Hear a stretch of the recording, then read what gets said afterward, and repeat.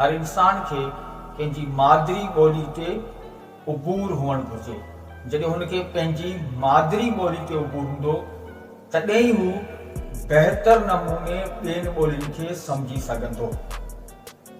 पर असांजे हिन दौर में मुल्क काफ़ी माण्हुनि खे ॾिठो आहे जेके वॾनि शहरनि में आबाद आहिनि, उहे पंहिंजे घर में पंहिंजे ॿारनि बचनि सां एतिरे क़दुरु पंहिंजे पोटनि ऐं ॾूचनि सां बि सिंधी ॿोली नथा ॻाल्हाइनि, जेका मुंहिंजी नज़र में सिंधी ॿोली सां गद्दारी।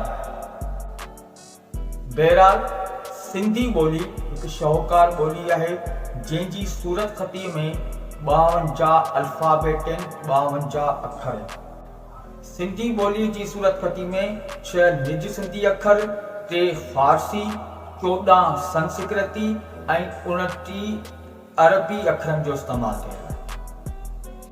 सिंधी सूरत ख़ती में टुकनि ॾिनल अखरनि जो कुल तइदाद 34 आहे, जिन मां 20 खे मथे टुका ॾिनल आहिनि ऐं हेठि टुका ॾिनल अखरनि जो तइदाद 14 आहे, जॾहिं त बग़ैर टुकनि जे अखरनि जो तइदाद 18 आहे।